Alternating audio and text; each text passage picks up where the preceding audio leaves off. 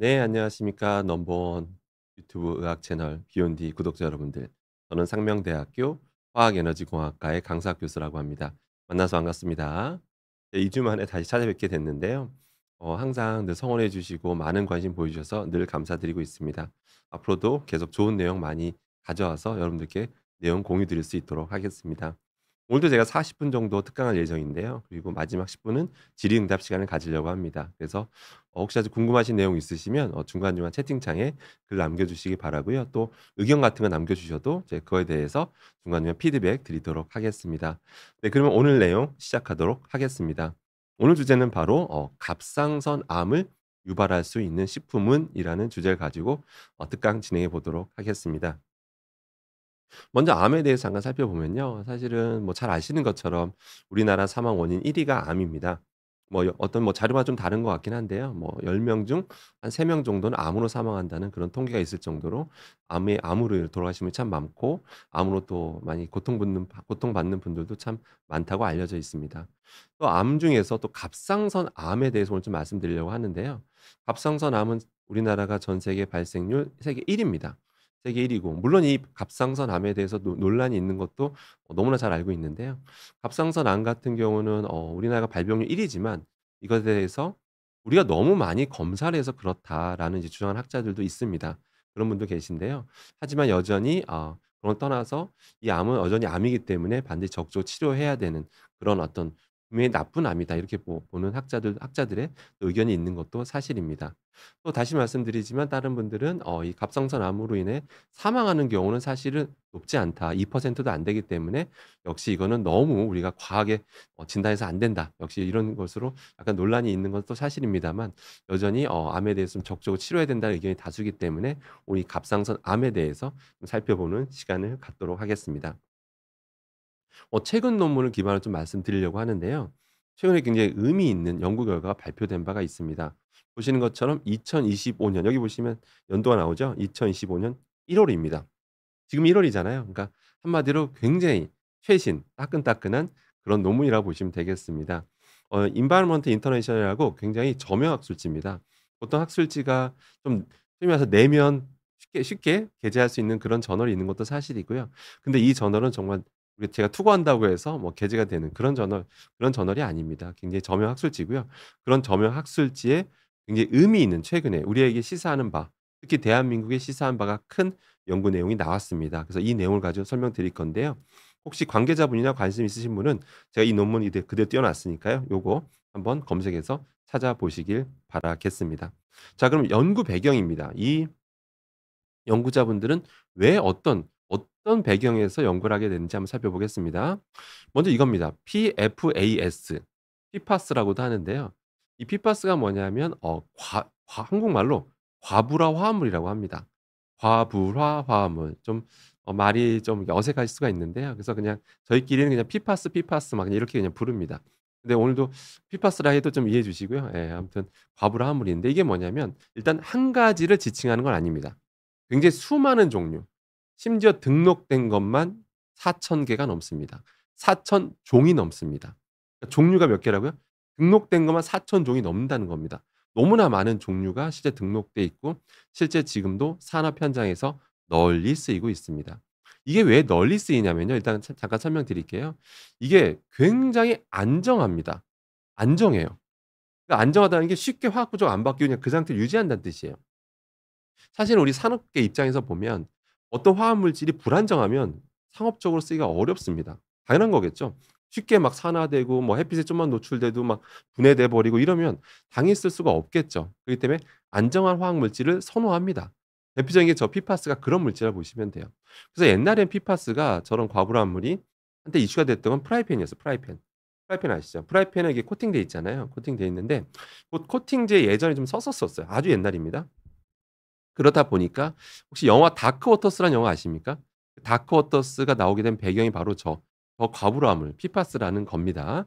그래서 우리나라에서도 그런 프라이팬이 나오지 않느냐, 뭐 그런 논란도 있었는데요. 그래서 정부에서 조사도 한번 했습니다. 우리나라에서도 많은 프라이팬 가지고 조사해 봤는데, 이제 우리나라에선, 다른 나라는 모르겠어요. 우리나라에선 적어도 프라이팬에서는 이제 가공 보조제로 쓰던 이런 과불암물이 이젠 나오지 않습니다. 예. 그건 걱정하셔도 돼요. 그런데 문제는 프라이팬만 문제가 있는 건 아니고요. 예. 저 과불암물은 프라이팬만 쓰는 게 아닙니다. 굉장히 다양한 분야에 쓰이고 있습니다. 예를 간단히 드리면 여러분들 옷 있죠, 옷. 옷 중에서 방수, 의류 그런 데에서도 저 물질이 많이 쓰입니다. 그래서 실제로 여러분들이 저런 방수 의류들 있잖아요. 정말 많잖아요. 뭐 고어텍스 막 이렇게 해 가지고 막 비 맞아도 안 젖고 뭐 이런 거 있잖아요. 그런 거 집집마다 아마 한 번씩은 다 있을 겁니다. 근데 이거를 만약에 여러분 세탁기만 돌려도 과불한 물들이 빠져나와서 일부가 빠져나와서 그대로 하수구로 버려지는 거예요. 그게 다 어디로 가겠습니까? 강과 바다로 흘러가고 있는 겁니다. 그럼 옷에만 쓰이느냐? 그렇지가 않습니다. 아까 말씀드렸죠. 이건 너무 안정해서 산업계에서 너무나 좋아하는 화학 물질입니다. 그래서 여러분들 전자제품에도 굉장히 많이 쓰여요. 전자제품 내부에서도 여기저기 많이 쓰이거든요. 그럼 전자제품을 생산하다 보면 당연히 폐수가 나오겠죠. 폐수가 나오면 어떻게 그게 어디로 갑니까, 여러분들? 폐수를 버리는 건 불법이 아닙니다. 강과 바다로 흘러갑니다. 강과 바다로 흘러갑니다. 그래서 결국엔 이제 바다로 흘러가는 거죠. 아무튼 그래서 이 과불암이라는 건 그만큼 널리 쓰이고 있다. 이렇게 생각하시면 되고 강과 바다로 흘러간 게 우리는 아무튼 우리는 어떤 식으로 영향을 받을 수 있다라는 건데 그런데 예전부터 저 과불암물이 갑상선암 갑상선암 발생 가능성이 있다라는 그런 연구 결과는 옛날에도 있었어요. 옛날부터 꾸준히 제기가 되고 있었습니다. 원래 일단 과불암물이 왜 논란이냐면 과불암물이 우리 몸에 들어왔을 때 사실은 분해가 빨리 되면 아무도 걱정 안 했을 겁니다. 아무도 신경 안 썼겠죠? 분해가 빠르거나 아니면 빨리 배출되거나 그러면 아무도 신경 안 썼을 텐데 저게 우리 몸에 들어오면 쉽게 분해도 안 되고 잘 안 빠져나갑니다. 그러다 보니까 연구를 전 세계적으로 좀 많이 해 왔었어요.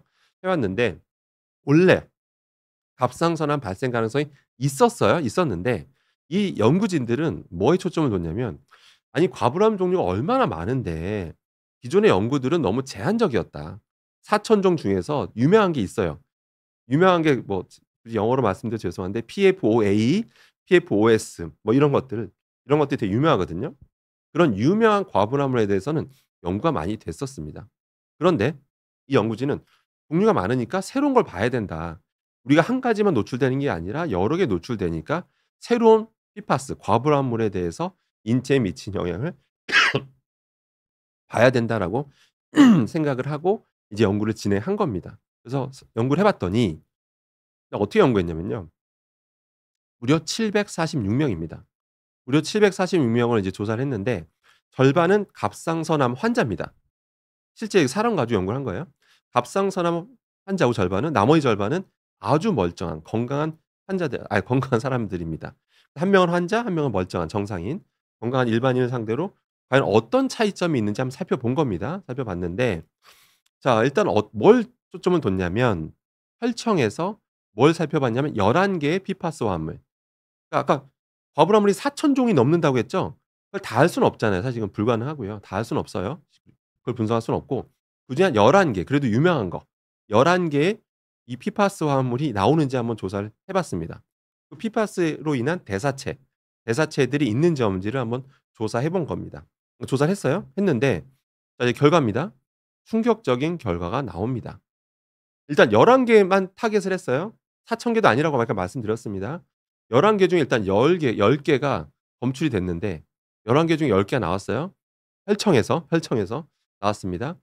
실험한 대상자의 무려 80% 10명 중에 8명 이상한테서 이게 검출이 됩니다. 충격적이지 않습니까 여러분들? 아니 4천 종을 다 하지도 않고 11 개만 콕 집어서 했는데 11개 중에 무려 10 개가 나온 겁니다. 그리고 한 명 대상자 중에 한 명한테만 나온 게 아니라 80% 이상한테서 이게 검출이 됐다라는 거죠. 네 검출이 됐다 충격적인 겁니다. 만약에 여러분들 이 연구진이 만약에 4천 종을 다 조사했으면 어땠을까요? 예 아마 더 끔찍한 결과가 나오지 않았을까라고 이제 추정을 해 봅니다. 4천 중에서 뭐 예를 들어 2천 종이 나왔다든지 4천 종 중에서 예를 들어 500종 이상이 검출됐다든지 충분히 가능합니다. 충분히 그만큼 산업계에서는 이 PFAS 종류가 다양한 종류의 PFAS가 사용되고 있다라고 보시면 됩니다. 자 그런데 여기서 이제 어떤 중요한 걸 찾아내냐면 갑상선암 환자와 건강인 비교해 봤더니 그 11 개, 10 개가 검출됐다라고 했잖아요. 10 개. 10개 중에 여기 제가 적어 놨습니다. 이 5 개, 이 5개 과불암 물이 갑상선암 발병에 가장 중요한 영향을 미친다라는 거를 밝혀냅니다. 이 연구진이 최초로 밝혀낸 겁니다, 여러분들. 그건 되게 의미 있죠. 동물 실험도 아니고 사람 자체를 아예 그냥 분석해서 그 어떤 공통된 걸 찾아낸 겁니다. 근데 제가 쪼금 다른 색깔로 좀 칠해 놓은 게 있어요. 다른 색깔. 이 두 가지는 좀 제가 일부러 다른 색깔로 칠해 놨거든요. PF5A는 제가 왜 색깔 칠해 놨냐면요. 이거는 일단은 가장 유명한 겁니다. 과불암물 하면 항상 제일 먼저 과불암물 중에서 가장 유명한 거 꼽으라고 하면 1 위가 저겁니다. PF5A가 그만큼 널리 쓰이고 있다. 산업계에서 많이 쓰이고 있다라고 보시면 돼요. 그래서 우리 대한민국도요. 항상 과불암을 조사하면 저거 PF5A는 항상 검사를 합니다. 조사를 해요. 하나 더 말씀드릴게요. 이거 말고 또 유명한 게 뭐냐면 PFOS라는 게 있습니다. 딱 두 가지 일단 기억하셔야 돼요, 여러분들. PF5A, PFOS.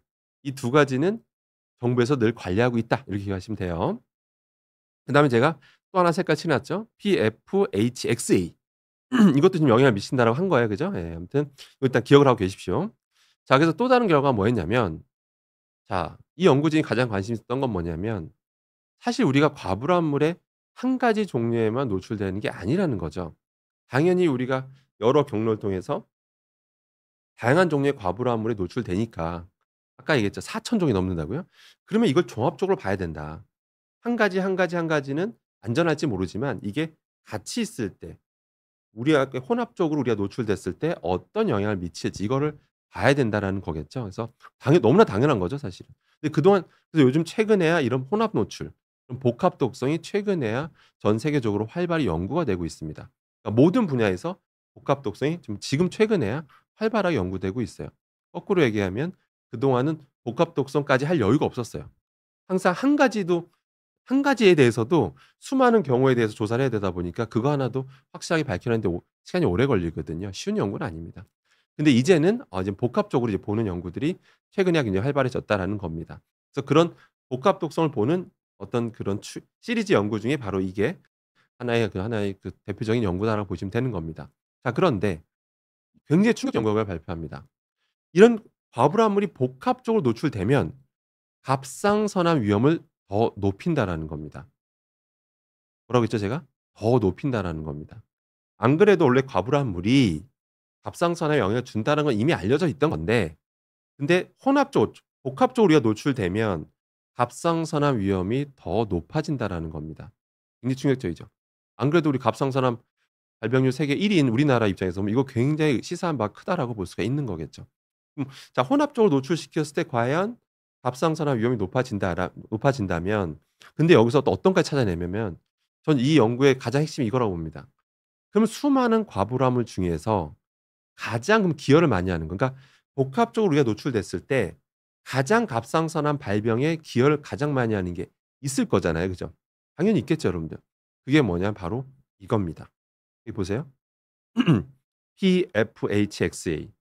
아까 제 5개가 영향을 미친다고 했는데 그 5개 중에 그중에 하나 PFHXA 이게 가장 갑상선암에 영향을 제일 많이 미친다는 거예요. 그러니까 복합 독성을 일으킬 때 저게 있으면 더 큰 시너지 효과를 낸다라는 뜻입니다. 뭐 퍼플로로헥세노이क 엑시드가 원래 풀네임인데요. 이건 뭐 모르셔도 되고 그냥 PFHXA다. 역시 산업 현장에서 많이 쓰이는 그런 과불암물이다. 그래서 꼭 이걸 기억하셔야 됩니다. 근데 제가 아까 말씀드렸죠. 대한민국 정부는 뭐만 신경 쓴다고 그랬죠?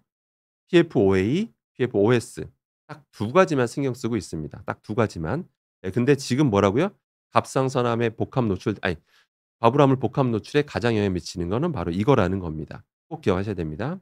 자, 그래서 근데 이 연구는 여기서 끝내지 않았습니다. 여기서 끝내지 않고요.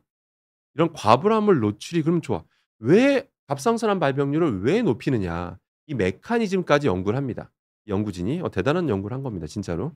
실제 과불암물 노출이 되니까 우리 몸에 사람한테서 실제로 지방산 대사 이상을 유발하더라. 지방산 대사가 제대로 안 된다는 거예요. 그런 것이 밝혀졌고요. 그리고 결과적으로 지방산 대사에 이상이 생기다 보니까 갑상선암 발병에 영향을 준다라는 그런 메커니즘까지도 제시하게 됩니다. 굉장히 의미 있는 연구 결과를 발표한 거죠. 예, 그러니까 저게 노출되면 확실히 갑상선에 영향을 주고 복합적으로 노출되면 더 갑상선 관련이 높아진다라는 거죠. 저런 메커니즘에 의해서요. 예 그러니까 최대한 노출되면 안 되는 거겠죠. 제가 오버하는 게 아니라 전 세계적으로 과불암물 노출을 최소화하기 위해서 전 세계적으로 지금 비상입니다. 정말 비상입니다. 전 세계적으로 지금 특히 선진국들 위주로 굉장히 좀 발빠르게 움직이고 있는 추세다라고 보시면 되겠습니다. 자 그래서 여기서 자 그다음에 잠깐 다른 결과 좀 보여드리도록 하겠습니다. 자 앞서 논문은 제가 일단 1 차적으로 정리해 드렸고 이제 다른 결과도 시사하는 게 뭔지 한번 살펴보겠습니다. 먼저 다른 논문인데요. 이제 새우에 대해서 잠깐 짚고 넘어가겠습니다. 최근에 또 어떤 논문에서 그것도 저명학술지입니다. 어떤 일본 연구진이 일본이랑 인접 국가 당연히 대한민국 포함되겠죠. 8개 연안 지역에 새우가 종류가 많거든요. 그중에 7 종의 새우를 분석해 봤어요. 새우가 얼마나 과불암물에 오염이 되어 있는가 한번 살펴본 거예요. 했더니 충격적인 또 결과를 발표하게 됩니다. 뭐냐면 잘 보셔야 돼요. 새우에서 가장 많이 나왔던 건 뭐냐면 우리 인근에서 대한민국 인근에서 바로 아까 제가 말씀드렸죠. PFOS 유명하다라고 말씀드렸어요. PFOS가 많이 검출됐고요. 이 약간 좀 생소한 단어죠. 아까 지금까지 언급했던 건 아니죠. PFUNDA라고 합니다. 프로플로로 언더 디케이드 엑시드라고 하는데요. 근데 이건 뭐 그냥 모르다가 퍼프로는 뭐 디케이노잉 엑시드라고 하는데요. 근데 이거는 뭐 여러분들 그냥 모르셔도 되고 이런 플레임 모르셔도 되고 PFUNDA라고만 기억하시면 되겠습니다. 네. 이게 뭐냐면 보시는 것처럼 전체 과불화물의 약 50% 46%약 50%를 차지한다라는 겁니다. 저 두 가지가 무려 새우를 오염시킨 과불화물의 절반을 차지하고 있더라. 근데 제가 아까 이게 자꾸 반복해서 말씀드리는데요. PFO 대한민국 정부는 뭐라고 했죠? PFOA, PFOS만 신경 쓰고 있다라는 겁니다. 근데 지금 새우에서 제일 많이 나온 거는 PFOS 말고도 PFUNDA라고 하는 것이 굉장히 많이 검출이 됐다. 이렇게 기억하시면 되겠습니다. 자 그러면 우리나라는 그래도 우리나라 사람들 대상으로 한 연구 결과도 가지고 말씀해 주셔야 되지 않느냐 이렇게 생각하실 수도 있는데요. 실제 우리나라 연구 결과도 있습니다. 우리나라에서 조사한 결과도 있어요. 실제 이게 지금 제가 지금 보여드린 페이지는 우리나라 결과입니다. 우리나라 결과. 우리나라 결과인데 사람들의 이제 피를 검사해 봤어요. 인체 바이오 모니터링을 했는데 실사한 피를 검사해 봤더니 대한민국 사람들한테서 제가 여러 가지 과불암물이 나왔는데 제가 파란색으로 표기한 게 있습니다. 여러분 몸에서도 아까 PFHXA 이거 기억하시죠? 제가 맨 처음에 소개해 드린 그거 강조했던 거 그겁니다. 그게 우리나라 몸에서도 지금 검출이 되고 있습니다. 그다음에 이거 뭐죠? PFUNDA 요거 방금 제가 새우 얘기할 때 말씀드렸죠? 이것도 우리 대한민국 국민들 몸에서 검출이 되고 있다라는 겁니다.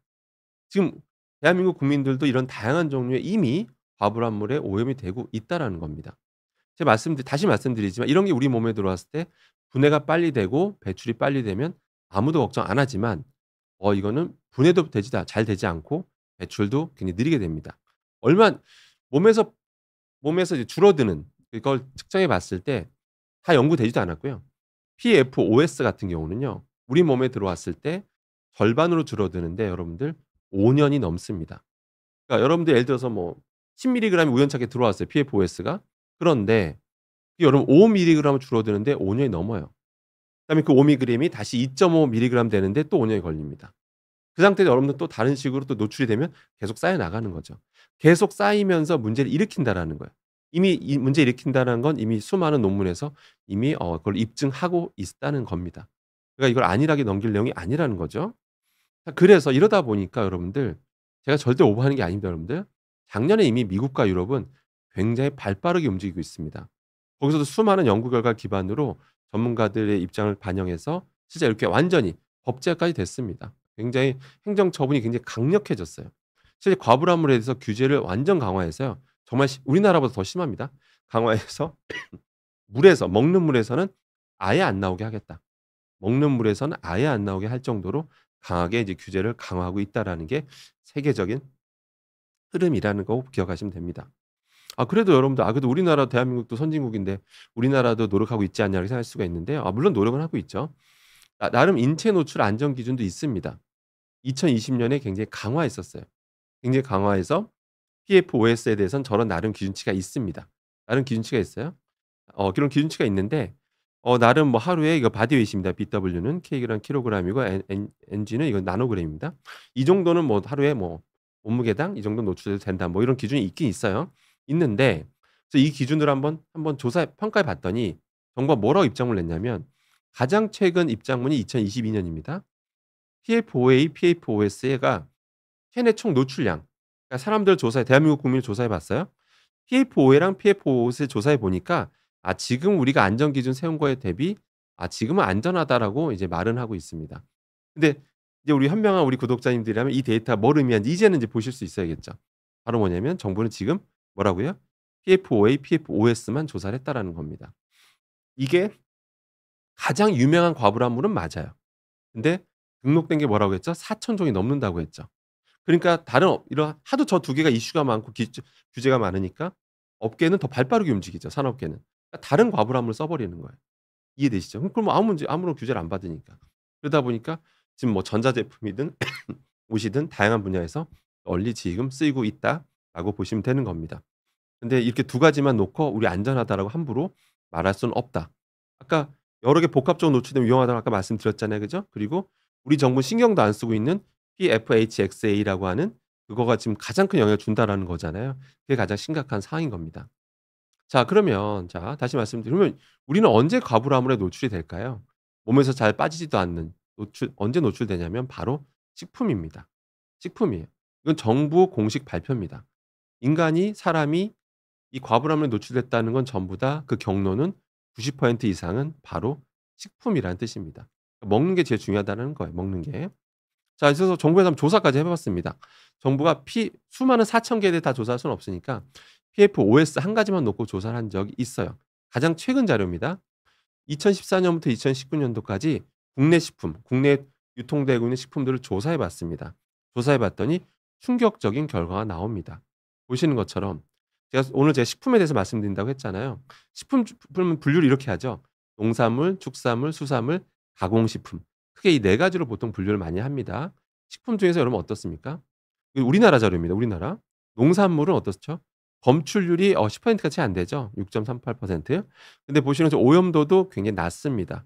수산물 상대로 낮죠? 근데 수산물 어떻습니까, 여러분? 검출률이 거의 90% 육박하죠.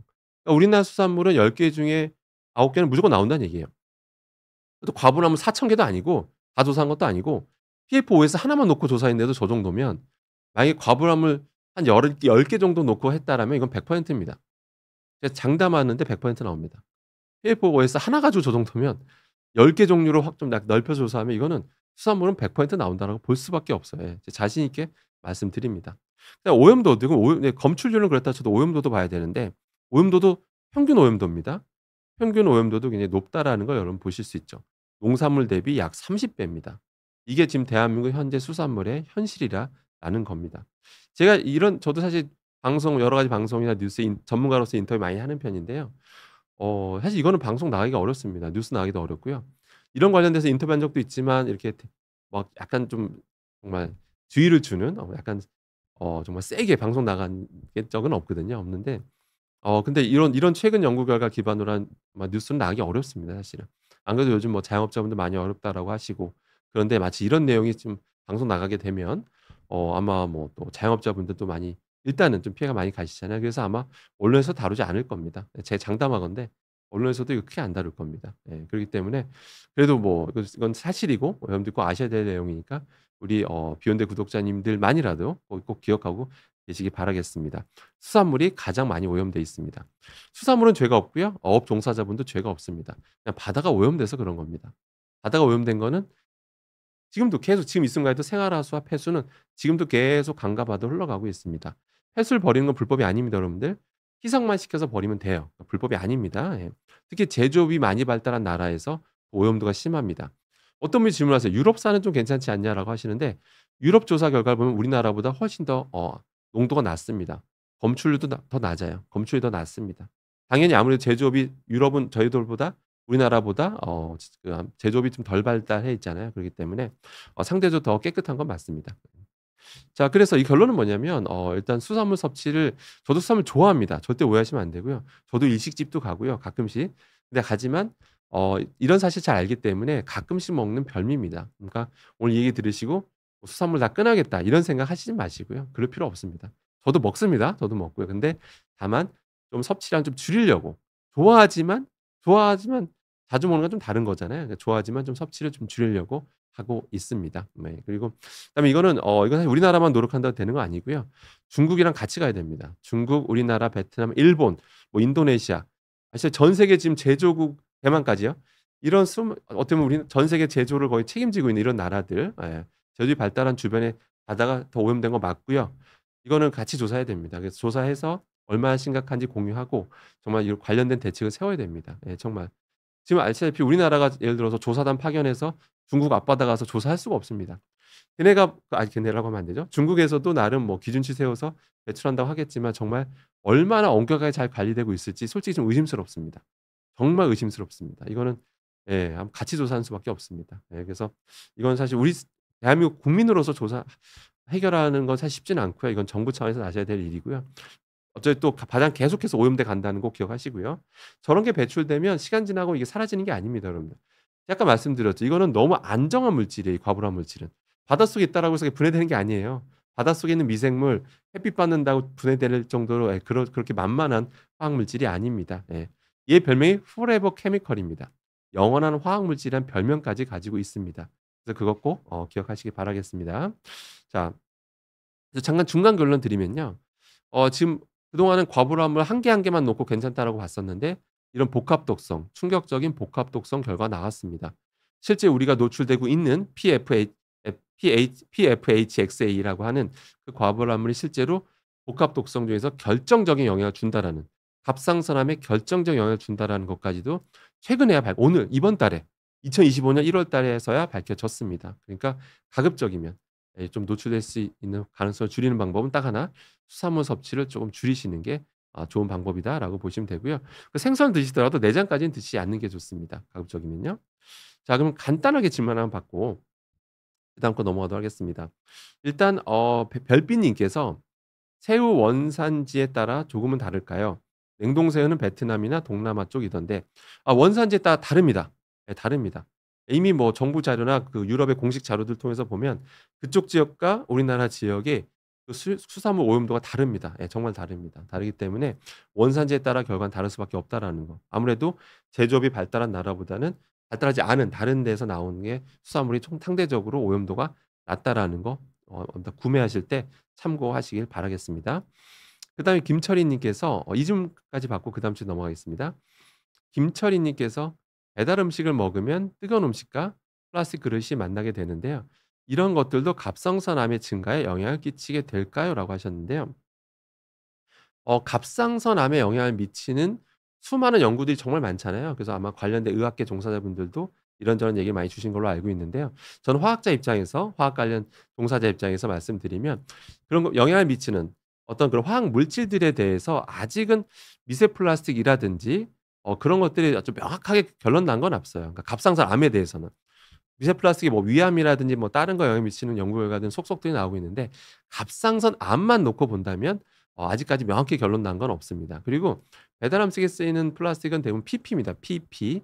PP인데요. 폴리프로필렌이라고 하는 건데 그거 같은 경우는 그 자체로 환경 호르몬이 나오고 그러지는 않습니다. 근데 다만 그 미국에서 어떤 일이 있었냐면 이게 재활용 많이 하잖아요, 요새. 전 세계적으로 재활용 많이 하다 보니까 가전제품에 쓰이던 게 재활용돼서 넘어가 버린 거예요, 식품업계 쪽으로. 그래 가지고 그 가전제품에는 플라스틱의 그런 난연제를 넣거든요. 그 난연제가 몸에 해롭습니다. 그 난연제 성분이 이런 일반 식품용 용기에서 나와 버린 거예요. 이제 그런 이슈가 있었는데 아직 우리나라에서 그런 이슈는 없었고요. 아직 저도 지금 아직 그 우리나라에서도 이거 조사를 해야 된다라고 봅니다. 그러니까 재활용 시스템에서 이런 전자제품에 쓰였던 거는 이런 식품용 용기 쪽으로 넘어가지 않는지 그런 것들 정부가 좀 관리해야 되는데 아직까지 우리나라에서 그거 나온 건 없습니다. 그렇기 때문에 어떤 갑상선암과 놓고 봤을 때는 아직까지 명확하게 상관관계가 있는 것은 아니다라고 참고하시면 될 것 같습니다. 네 그렇게 하시면 될 것 같고요. 그다음에 아마 이제 질문 주신 게 예전에 이제 PVC 플라스틱 중에서 PVC 이런 것들이 이제 프탈레이트 있는 가소제 많이 쓰던 시절이 있었었는데요. 그런데 지금은 PVC 이런 것들은 일반 우리 배달시킬 때 나오는 플라스틱 그릇으로 쓰이지가 않습니다. 그렇기 때문에 갑상선 암과 놓고 봤을 땐 크게 걱정 안 하셔도 되겠다. 라고 보시면 될 것 같습니다. 자 그러면 그다음 주제 넘어가도록 하겠습니다. 이거는 뭐 짧게 끝나는 건데요. 바로 장수입니다. 장수와 관련된 얘기를 좀 말씀을 좀 드리려고 하는데요. 장수 당연히 저도 관심 많습니다. 당연히 관심 많고요. 그런데 뭐 잘 아시는 것처럼 오래 사는 것도 중요하지만 요새는 건강 수명이 사실 더 중요하지 않습니까? 예를 들어 제가 100 세까지 산다 한들 만약에 산다 가정했을 때 만약에 60 세부터 막 정말 거의 뭐 그 병원에 그냥 병실에만 누워만 있고 우리나라의 그 최첨단 의학 기술에 의해서 생명 연장 기술에 의해서 우리나라 의학 기술이 굉장히 발달해 있잖아요. 그런 기술에 의해서 생명 연장이 되는 거죠. 그렇게 그냥 병원에 평생 누워서 한다면 그렇게 행복한 삶이라고 보기는 좀 어려울 겁니다. 그러다 보니까 요새는 장수도 장수지만 건강 수명에 대해서 굉장히 많이 관심이 있죠. 자 그런데 어떤 전제 화학자 측면에서 요새 되게 눈여겨볼 만한 결과가 최근에 나온 게 있습니다. 리토콜산 이런 화학 물질이 우리 몸에서 만들어지는데요. 화학 구조는 이미 화학자들이 다 밝혀 놨습니다. 보시는 것처럼 약간 요렇게 생겼습니다. 화학적으로. 뭐 굳이 외우실 필요는 없는데 그냥 저렇게 특이한 구조의 화학 물질이 우리 몸에서 만들어지는구나. 이렇게만 기억하시면 되겠습니다. 아무튼 리톨콜산이 어떤 우리나라에 우리 인간의 어떤 장수, 노화 뭐 이런 것들과 좀 관련이 있다라고 합니다. 절대 무슨 광고 받거나 그런 거 아닙니다. 오해 안 없으셨으면 좋겠고요. 최근 논문인데요. 무려 네이처지에 나온 연구 결과입니다. 네이처입니다. 저널이 전 세계 저널 잡지가 정말 종류가 많거든요. 그중에 굳이 랭킹을 매기자면 항상 가장 모든 학자들이 1 등이라고 꼽는 많은 학자들이 1 등을 꼽는 저널이 네이처거든요. 네이처에 낸다는 건 정말 전 학자로서의 최고의 영예라고 생각하시면 될 것 같습니다. 근데 그 네이처지에 나온 결과입니다. 2024년 12월 얼마 안 됐습니다. 여기에 굉장히 충격적인 굉장히 의미 있는 연구가 나왔습니다. 연구 방법은 뭐였냐면요. 사람 연구는 아니었고요. 쥐, 선충, 초파리 가지고 이제 실험을 해 봤어요. 했는데 칼로리 제한의 건강상 이점을 조사해 봅니다. 칼로리 제한이라는 게 말이 칼로리 제한이지 그냥 그러니까 한국 우리가 일반적으로 쓰는 표현을 바꾸자면 소식이죠. 소식. 소식이란 말 한번 좀 들어보셨잖아요. 그래서 소식의 건강상 이점이 뭐가 있는지를 한번 조사해 본 거예요. 약간 의아하실 수가 있어요. 아니 소식 관련된 연구는 이미 많이 됐지 않느냐. 근데 어떻게 저게 최근 네이처지에 나올 수가 있느냐라고 한번 질문 주실 수도 있을 것 같은데요. 뭐 이유가 있습니다. 먼저 살펴보면요. 일단 칼로리 제한했어요. 그러니까 확실히 적게 먹였더니 혈중 아까 LCA 저게 아까 리토콜산입니다. 리토콜산이 확실히 증가하더라. 갑자기 리토콜산 농도가 증가하는 거예요. 우리 몸에서 많이 생성됐다는 얘기죠.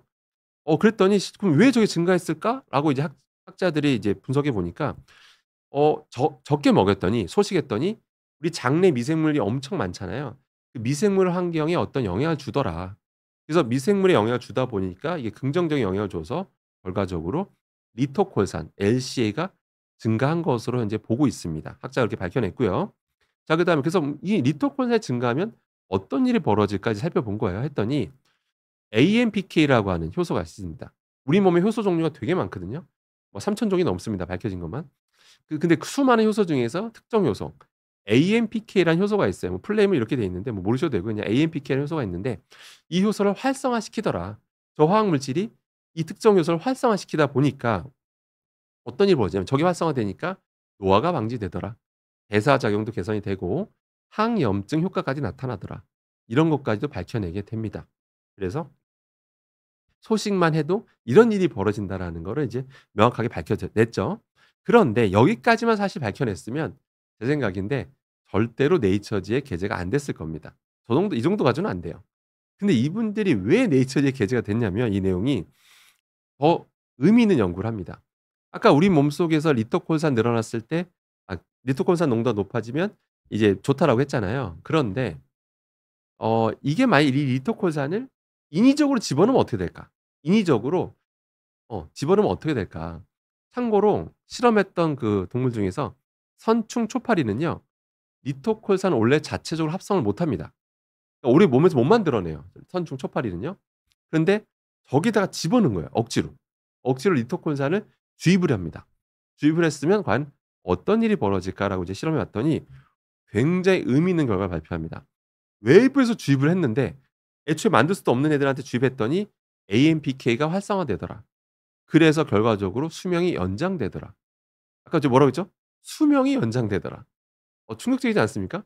리토콜산만 집어넣어 줬더니 수명이 연장되는 그런 연구 결과를 발표하게 됩니다. 대단하지 않습니까 여러분들? 예 이걸 발표낸 거예요. 그래서 이 연구의 왜 시사점이 뭐냐면 이 화학 물질이 우리 몸속에서 만들어지는데 이게 뭐라고요? 항노화 및 건강 증진 효과를 제공한다라는 거죠. 그런데 이거를 외부에서 주입해 줘도 효과가 있다라는 거를 아주 의미 있는 연구 결과를 발표하게 되는 거죠. 자 그러면 여러분들은 아마 눈치 빠른 분들은 당연히 아마 예상하실 겁니다. 만약 여러분들이 제약회사 사장님이라면 어떤 생각이 드십니까? 제약회사 사장님이라면 당연히 이 리토콜산을 활용한 영양제를 개발해서 출시하겠죠. 예. 제가 제약회사 사장이어도 당연히 할 겁니다. 생각해 보세요. 방금 그랬잖아요. 외부에서 주입해도 노화가 오래 산대잖아요. 수명이 연장된다고 하잖아요. 효과가 있다라고 하지 않습니까? 당연히 영양제든 아니면 뭐 전문 의약품이든 뭐든 처방받아 먹을 수 있는 전문 의약품을 만들어서 팔면 저는 이거 대박 난다라고 봅니다. 당연히 대박이 나겠죠. 예. 누가 안 사 먹겠습니까? 저게 노화를 진짜 노화를 막아준다라고 하는데. 예. 그래서 실제로 당연히 뭐 개발되고 추후에 전 정말 출시될 거라 봅니다. 이게 마케팅하기도 너무 좋은 게 영양제도 마케팅이 중요한 건 다 알고 계시죠? 이게 너무 좋은 게 마케팅이 너무 좋죠. 여러분 제약회사 사장님이랑 이렇게 마케팅하지 않을까요? 네이처지가 입증한 네이처지가 아니면 네이처지 입증 물질 함유한 뭐 항산화 물질 함유 영양제 하면 사 먹지 않을까요, 여러분들? 예. 뭔가 새로 네이처지가 입증했다라고 하니까 네이처지에서 입증된 거라고 하니까 당연히 제약회사에서 출시를 하겠죠, 몇 년 안에. 예. 당연히 나올 거라고 예상이 됩니다. 예, 그래서 여러분들도 참고로 알고 계시고요. 제가 이걸 통해서 여러분들한테 이 리토콜산이 함유된 영양제를 드시라고 제가 홍보하거나 광고하는 건 아닙니다. 절대 제가 그거가 아니고요. 뭐 광고 받은 것도 아니고요. 전혀 그렇게 염려하실 필요는 없고요. 그런데 그런데 이제 단적으로 말씀드리면 이 연구 결과는요. 이 연구 결과는 아직 사람한테서 입증된 건 아닙니다. 아까 말한 뭐 선충, 초파리 뭐 이런 거에서 약간 이제 나온 1 차적인 결과라고 보시면 되고요. 사람한테까지 실제 효과가 있는지는 뭐 학계나 그런 제약회사에서 밝혀내겠죠. 그래서 좀 더 완전히 인간한테 입증이 좋다라고 입증이 되려면 시간이 좀 걸릴 것으로 보입니다. 그래서 이렇게 보시면 돼요. 이 연구 결과는 아 이 연구를 보고 '아 빨리 리토콜산 함유된 영양제 출시되길 기다려야겠다.' 이런 생각하시기보다는 아 원래 소식하면 좋다라는 건 사실은 누구나 알고 있잖아요, 이제는. 상식이 됐잖아요. 그죠? 소식하면 좋다고 하는 막 소식했을 때 나타나는 몸의 변화들 그런 논문들 엄청 많아요. 너무 또 많은 다른 전문가분들 통해서 많이 들으셨죠? 수많은 이유들이 있거든요, 소식하면 좋은 거. 이유들이 있는데 그중에 새로운 이유가 추가됐다. 새로운 이유가 하나 추가됐다라고 이 연구 결과를 여러분들이 이해하시면 되겠습니다. 수많은 이유 중에 하나가 바로 뭐라고요? 여러분 몸속에서 소식하면 늘어나는 바로 리토콜산 때문이다. 리토콜산도 하나의 소식하면 좋은 이유 중에 하나가 됐다. 이렇게 이해하시는 게 좋습니다. 그냥 '영양제 나오면 먹어야지.' 이렇게 생각하시면 안 됩니다. 그러면 많이 먹으면 저게 그럼 무조건 '리토콜산이 많이 늘어나면 좋을까요?' 라고 이제 생각하실 수가 있는데요.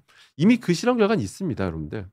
리토콜산이 여러분들 리토콜산이 여러분들 너무 많으면 몸속에 너무 많으면 간에 간독성이 있다라는 건 이미 밝혀져 있습니다. 여러분 간독성이 있어요. 이미 밝혀져 있습니다. 예. 이미 밝혀져 있습니다. 그러니까 아까 제가 말씀드렸죠. 과연 어느 정도 늘어나야 우리 몸속에서 어느 정도 늘어나야 어느 정도 늘어나야 이게 진짜 최적의 효과가 나오는지 그거는 나중에 제약회사에서 밝혀내야죠. 아니면 학계에서 밝혀내야 되는 겁니다. 그러니까 그렇게 이해하셔야지 나중에 저게 나왔다라고 해서 무조건 뭐 하루에 막 3번 아침, 점심, 저녁 먹어야 돼요. 이렇게 생각하시면 안 된다는 거예요. 예. 당연히 제약회사에서 어떤 가이드라인이 나오겠죠. 만약에 저게 진짜 사용화 되면 뭐 일 주일에 한 번 또는 하루에 한 번 딱 뭐 하루에 한 알만 드셔야 된다. 뭐 이렇게 뭐 지침이 나오겠죠. 만약에 영양제로 나온다면요. 예 그러니까 그렇게 이해하시면 됩니다. 그래서 결론은 굳이 영양제 기다리지 마시고요. 예 기다리지 마시고 무조건 소식을 생활하시면 된다. 이렇게 기억하시면 소식하면 좋은 게 아까 제가 말씀드렸잖아요. 지금 아까 과부라물이 지금 논란이잖아요. 그죠? 전 세계적으로 논란이에요 지금. 우리나라는 살짝 좀 그렇게까지 부각이 안 되고 있습니다. 워낙 여러 가지 이슈도 많잖아요. 그죠? 요새 뭐 정치적 이슈도 많고 뭐 이러다 보니까 이런 건 뭐 메인 뉴스에서 다루기 힘들어요. 근데 지금 과부라물이 전 세계적으로 난리인데 그것도 사실 그래요. 너무 과한 공포감 가지실 필요는 없습니다. 그냥 평소에 소식하시는 분들 습관이 소식하시는 분들은 오늘 제 영상을 보실 필요도 없습니다 사실. 정말이에요. 예. 소식하실 필요도 없습니다. 그러니까 하실 필요도 없고 그러니까 대신 좀 소식을 생활하시면 과부하물에 많이 노출될 가능성도 줄어들고요. 예. 방금 마치 몸속에서 이런 좋은 좋은 이런 몸에서 효과가 나타난다는 것도 여러분들이 꼭 또 기억하시면 되겠습니다. 근데 이제 어떤 분이 또 이런 질문 주시더라고요. 이게 이제 뭐 소식 관련된 말씀드렸더니 아니 또 소 소식하면 또 안 좋다고 어떤 전문가분이 말씀하시던데요. 그런데 소식이라고 하는 게 여러분들 하루에 먹는 양이 100 이라고 할게요. 100 이라고 하면 평소에 먹는 게 100 인데 10만 드셔도 10분의 1만 드셔도 소식이죠. 평소에 먹는 게 100 인데 90만 드셔도 10%만 줄여도 소식인 거죠 사실은. 예. 그러니까 그렇게 보셔야죠 여러분들. 예. 그러니까 당연히 너무 극단적으로 줄이거나 그것도 소식이지만 당연히 몸에 해롭겠죠. 예. 그러니까 그런 걸 초점을 두고 말씀하신 거죠. 그러니까 소식이라는 거는 사실 애매하잖아요 사실 소식이라는 게 사실 그죠? 예. 근데 보통 이제 많은 전문가들의 의견을 종합해서 보면 소식이라는 거는 배부르기 전에 숟가락 놓는 거. 이게 소식이더라고요 보면. 예. 배부르 보통 우리가 배부르다는 신호가 오면 그때 숟가락 놓잖아요. 근데 그게 아니라 배부르기 전에 숟가락 놓는 거. 이게 소식인 것 같습니다. 그러면 영양 결핍 올 일도 없고요. 예. 이미 뭐 오키나와 장수천 굉장히 이미 과거에 명성 누리던 시절이 있잖아요. 오키나와 장수천 분들 보면. 근데 그분들만 봐도 어떻습니까? 그분들의 그 비밀을 밝히기 위해서 수많은 학자들이 달려들었잖아요. 오키나와 장수천 사람들 비밀을 밝혀내려고. 막 100세 이상이 막 흔하잖아요. 거기 옛날에. 근데 밝혀내려고 했는데 못 밝혀냈잖아요, 여러분들. 뭐가 기가 막힌 영양제 먹거나 기가 막힌 뭔가를 먹거나 뭐 그럴 줄 알았는데 전혀 그런 게 아니었잖아요. 그죠? 그냥 먹는 양이 적더라. 그리고 계속 움직이고 고기는 먹지만 주로 삶아서 드시고 전체적으로 먹는 양 중에서 고기 양은 좀 적고 그러니까 다른 식물성 음식이 많았고 막 기름에 지지고 볶고 이런 게 아니라 주로 삶은 걸 기반으로 그러니까 기름에 볶는 게 아니라 주로 데치는 수준. 그런 거 위주의 식단이었잖아요. 그러니까 소위 말해서 별거 없었다는 거잖아요. 적게 드시는 것들. 그리고 계속 움직이시더라고요. 관련 자료를 보면 또 영상도 봐도 계속 움직이시더라고요. 예. 그 사람들끼리 대화 나누면서 또 정신적 건강도 굉장히 항상 이렇게 즐겁게 사시더라고요. 예. 그런 거였잖아요. 또 재밌는 게 뭐냐면 그 오키나와 장son 분들이 명성을 날리시던 시절이 있고 근데 그 자녀 세대들 보면 어떻습니까? 되게 막 각종 대사증후군에 막 시달리고 있잖아요. 예. 아니 보통 유전이라고 하면 오키나와 장son 사람들이 건강하면 그 밑에 자손들도 건강해야 되잖아요. 당연히 100세 이상 살아야 되잖아요. 근데 그 밑에 사람들은 막 각종 온갖 질환에 시달리고 있잖아요. 그래서 평균 수명이 낮아졌어요. 그쪽 그 오키나와 지역이 요새는. 그러니까 유전으로 말하면 안 된다는 거죠. 그러니까 식습관이 얼마나 중요한지. 왜냐하면 오키나와 그쪽이 유명해지면서 각종 막 패스트푸드점도 엄청 유명해지고요. 예 그 자녀들 세대들 보니까 식습관이 굉장히 안 좋더라고요. 그래서 진짜 뭐 정말 좀 비만인 분도 너무 많고 그러니까 각종 질환에 시달리는 거잖아요. 그만큼, 그만큼 먹는 게 가장 중요하다라는 거죠. 그래서 이런 오늘 제가 말씀드린 뭐 수많은 위험들에 대해서 공포가 가실 필요 전혀 없고요. 평소 먹는 양을 좀 줄이시는 그러니까 줄인다는 게 배부르기 전에 숟가락 놓는 약간 그런 것만 습관하시면 여러분들 뭐 오늘 내용 너무 심각하게 걱정 안 하셔도 될 것 같습니다. 자 그러면 오늘 제가 말씀드린 내용 다 끝났고요. 오늘 이렇게 질문 받고 마무리 짓도록 하겠습니다. 먼저 별빛 님께서 "전기밥솥 안은 괜찮고 밖에만 코팅 벗겨졌는데 몸에 안 좋을까요?"라고 하셨는데 걱정 안 하셔도 됩니다. 밥솥 안이 멀쩡하면요. 밖에만 벗겨진 거는 뭐 계속 쓰셔도 되고요. 나중에 이제 벗겨지게 되면 그때는 이제 버리시는 게 좋습니다. 왜냐하면 기본적으로 스테인리스 소재를 기반으로 코팅했을 수도 있고요. 알루미늄 기반으로 코팅했을 수도 있습니다. 어느 거든 스테인리스라고 하더라도 여러분들 뭐가 문제냐면 스테인리스가 녹이 안 쓴다는 말이 스테인리스잖아요. 그런데 사람들이 많이 오해하세요. 영원히 녹이 안 쓴다라고 생각을 하십니다. 그러니까 영원히 녹이 안 쓰는 게 아닙니다. 가끔 스테인리스인데도 막 이렇게 빨간색 붉은 점 보이는 거 집집마다 하나씩 다 있지 않습니까? 가끔씩 오랫동안 쓰다 보면 가끔씩 이게 뭔가 지워지지도 않고 막 약간 이렇게 부식된 겁니다. 이게 녹이 쓴 건데요. 네 그런 것들 그렇게 일어날 수 있어요. 그러니까 관리가 잘 안 되면 얘네들이 부식이 잘 안 되는 소재지만 부식은 일어날 수 있다라는 거 항상 생각을 하고 계셔야 돼요. 그래서 관리가 안 된다는 게 음식 잔여물이 껴있다 오랜 동안 껴있다든지 이렇게 되면 실제 부식도 일어날 수 있습니다. 그렇기 때문에 코팅 벗겨지게 되면 충분히 세척을 해도 미세하게 음식물이 껴있을 수가 있어요. 눈에도 안 보일 정도로 미세한 것들이. 그러면 결국 그게 부식을 유발할 수도 있습니다. 그러면 나중에 스테인리스가 안전하지만 부식이 일어나면 좋은 게 아닙니다. 니켈이나 크로뮴 같이 유해한 물질이 용출이 될 수 있어요. 그러니까 저런 밥솥 내솥은요. 반드시 코팅 벗겨지면 그러니까 내솥입니다. 안쪽이 벗겨지면 반드시 교체해서 사용하시길 바라겠습니다. 요새는 뭐 모든 전기밥솥 회사들이 그 내솥만 따로 별도 구매할 수 있게 다 돼 있더라고요. 그래서 그렇게 주기적으로 교체해서 사용하시면 되겠습니다. 자 그다음에 구로마유 님께서 "텀블러 연마제는 왜 기름으로 닦아야 하는 걸까요? 세제로는 왜 잘 안 닦이나요?" 뭐 좋은 질문 주셨는데요. 사실 텀블러 요새 많이 쓰시잖아요. 너무 좀 바람직하다고 생각하고요. 저도 그러려고 노력하고 있고요. 아시다시피 요즘 너무 미세 플라스틱 이슈도 많고 그렇기 때문에 저도 불가피할 때 오늘처럼 이렇게 불가피할 때는 이렇게 마시고 가급적이면 예 좀 적게 섭취하려고 노력을 하고 있는데요. 일단은 텀블러가 이제 스테인리스 소재잖아요. 근데 애초에 그 소재가 그렇게 매끈할 수가 없습니다. 그러니까 당연히 무언가 단단한 거, 경도가 단단한 걸로 갈아야 되거든요. 갈아야 되다 보니까 많이 쓰는 게 탄화규소 많이 쓰고요. 그다음에 산화알루미늄 이런 걸로 갈기도 합니다. 이렇게 막 갈아요. 갈아서 이제 부드럽게 만들죠. 그러니까 당연히 갈다 보니까 그 가루들이 미세한 홈 사이사이에 껴 있습니다. 껴 있고요. 그럼 여러분 구로마이 님께서 말씀하셨던 것처럼 그게 홈 사이에 굉장히 강하게 결합돼 있어요. 강하게 껴 있기 때문에 일반 세제로는요. 그게 예 안 닦입니다. 예 뭐 안 닦입니다. 안 닦이고요. 일반 세제로 뭐 식기세척기든 한번 직접 이렇게 막 세제로 하셔도 너무 강하게 딱 결합돼 있어 가지고 세제 그게 잘 닦이지 않습니다. 그래서 아마 한 번쯤 들어보셨을 거예요. 기름으로 닦아야 되는데 기름으로 잘 안 닦여요. 그러니까 닦이긴 닦이는데 굉장히 여러 번 수차례 막 해 줘야 됩니다. 수차례 해야 되는 그런 번거로움이 있는 건 사실이죠. 참고로 제가 자랑 하나만 하면 저게 실제로 그 안에 껴있는 게 SiC 탄화규소라는 거를 실험적으로 최초로 증명한 사람이 접니다, 여러분 접니다. 제가 이제 증명할 수도 있습니다. 옛날에 TV조선 뉴스에 기자랑 함께 제가 밝혀내고 그거를 이제 뉴스화했고 제 인터뷰 내용도 있고요. 한번 검색해 보시면 나옵니다. 네이버에 뭐 TV조선 뭐 스테인리스 강석 한번 검색해 보시면 나옵니다. 예 제가 다 증명했었고요.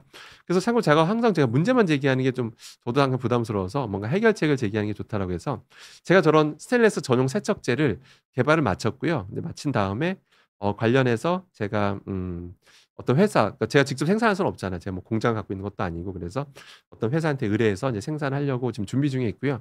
아마 빠른 올해 상반기, 늦어도 올해 하반기부터는 좀 이렇게 제품으로 생산해서 좀 그래도 관심 있으신 분들 또 분들한테 그래도 필요하신 분들한테라도 좀 만들어 드리는 게 맞는 것 같아서 그렇게 준비 중이니까요. 그것도 좀 관심 있게 지켜봐 주시기 바라겠습니다. 실제 만약에 출시가 되면요. 제가 한번 비욘디에도 한번 설명드리도록 하겠습니다. 예.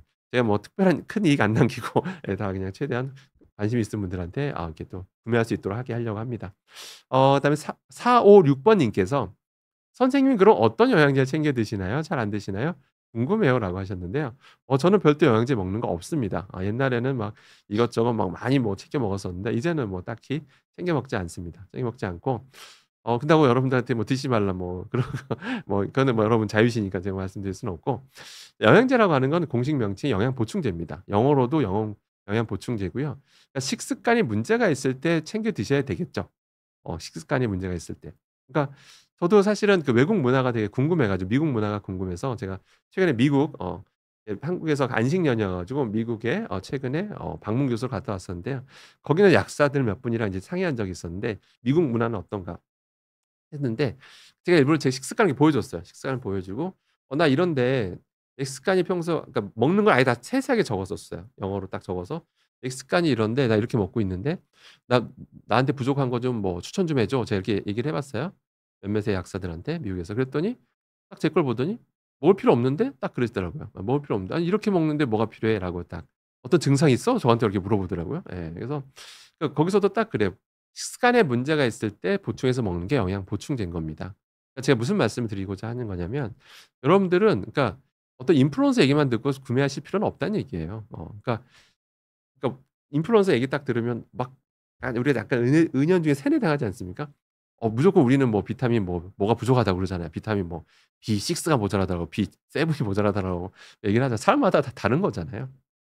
가장 확실한 거는 그러니까 여러분들 약사나 그다음에 의사분들 여러분 주치의한테 추천받는 게 제일 좋습니다. 여러분 피 검사나 특히 중금속 관련된 검사도 받아 보시고 일반 검사하면 뭐 콜레스테롤 몇 개, 중성지방 뭐 이런 거 밖에 안 하잖아요. 근데 중금속 검사도 받아 보시고 이런저런 검사를 받아 보시고 증상을 보고 그리고 나서 그 의사분한테 주치의분한테 추천해 달라고 하시는 게 제일 좋습니다. 제일 정확합니다. 남의 얘기 듣고 뭐 판단하지 마시고 전문가 의견을 들으셔야죠. 그다음에 약국 가셔도 그냥 뜬금없이 적어 주세요. 뭐 적어 주세요. 유명한 거 적어 주세요. 이렇게 얘기하지 마시고 반드시 여러분의 식습관도 한번 한가할 때 가셔야지 뭐 무턱대 들어가지 마시고 한가할 때 약국 가서 "내 습관이 이런데 이거 한번 추천해 주십시오." 하면 추천해 주실 겁니다. 예. 그러니까 그렇게 드시는 게 가장 바람직하다라는 거고요. 저 같은 경우는 왜 안 먹냐면 일단은 잘 식물성 음식 잘 챙겨 먹는 편입니다. 예. 그리고 나서 여기 보시면 알겠지만 피부가 이렇게 윤기나 흐르지 않습니까? 예. 그래서 아침에는 정말 뭐 당근, 양배추, 브로콜리 뭐 이런 거 있잖아요. 그런 거 그냥 갈아서 먹습니다, 갈아서. 예. 그냥 씹어 먹으면 제일 좋은데 먹기 힘드니까 그냥 갈아서 예 갈아서 그런 거 먹으니까 아주 피부도 깨끗해지고요. 예 뭐 장도 편안해지고 뭐 그렇습니다. 그러니까 근데 이렇게 드시기 힘들다. 그러면 당연히 영양제를 보충해 드셔야겠죠. 예. 그래서 저는 별도로 먹지 않습니다. 예 참고하시기 바라고요. 오늘도 많은 분들이 이게 좀 이렇게 접속해서 사실 들어오기 접속하기 힘든 시간대인데도 불구하고 이렇게 접속하셔서 이렇게 또 많이 응원해 주셔서 감사드리고 관심 보여 주셔서 감사드립니다. 저는 또 다음에 다음 달에 첫째 주, 셋째 주에 찾아뵙고 다시 좋은 내용으로 찾아뵙도록 하겠습니다. 다시 한번 감사드립니다. 감사합니다.